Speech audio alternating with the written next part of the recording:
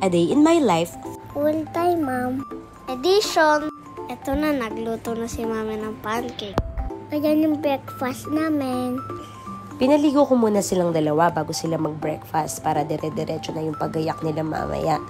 At pagkatapos nun, alam nyo ba may trivia ko? Si Dicolon, si hindi naliligo ng may mainit na tubig. Ayaw niya. Naiiyak siya pagka may mainit na tubig yung pinampapaligo sa kanya. Bakit kaya? Gusto ko cold water. Ayoko naman ng cold. Gusto ko hot. Sa mga anak ko talaga, hindi sila nagkakamukha-mukha ng gusto at hilig. Minsan lang, gusto nila kumain at maglaro. Pasok na kami sa school. Hatid na kami ni Mami. Ang linis ni Mowgli, bagong car wash. At dahil 5 to 8 minutes lang yung biyahe nila papunta sa school, hindi kami masyadong nalilate. Naunang ako bumaba kay Dico kasi ang bagal niya. Tinawag na ako ni Rora Luna.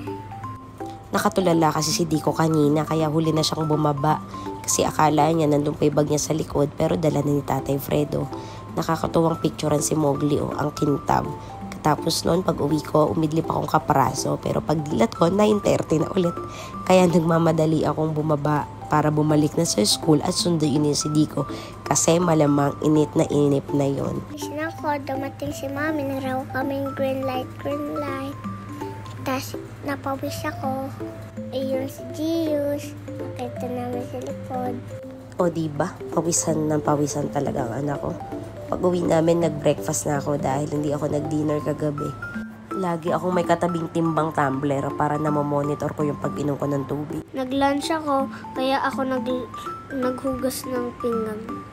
Pagkatapos, ginawa ko na assignment ko. Laro sila ng Kuya at si Bunso pagkatapos.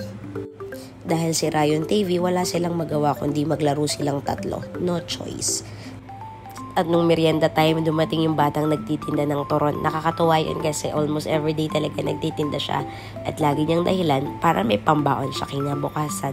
In fairness, masarap yung turon niya at bagong luto. At pagkatapos kong magmerienda, nagtiklop na ako ng mga nilabhan ni Daddy nung isang gabi. Dahil matatambakan na naman ako ng tiklupin and for sure, magsasalang na naman mamaya ng labada yun. At ayoko nang mapagod. After kong magtiklop dyan, naglikpit lang ako ng konti. Pagkatapos, nagprepare na ako ng dinner namin. Ay, yung ulam namin, chicken. Kala ni Dico chicken lang, pero ginawa ni Mami teriyaki chicken. Hindi lang kita, pero habang nagluluto ako, makikita niyo yung mga paa ng mga tatlong bata na nandyan. Yun nga, gumawa na ako ng sauce ng teriyaki para hindi naman dry na dry yung chicken na kakainin ng tatlo.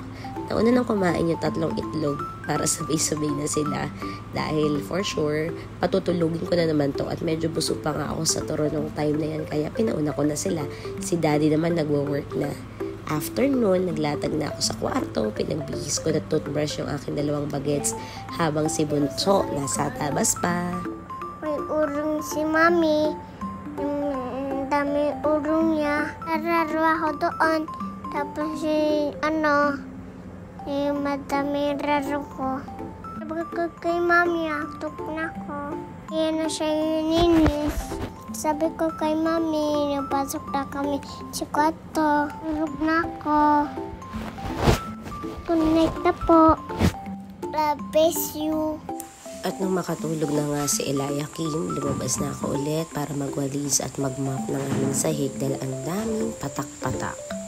At saka ko palang inayos yung mga gagamitin nila Dico bukas at saka ni Kuya na uniform. Siyempre, books plus tea. Good night!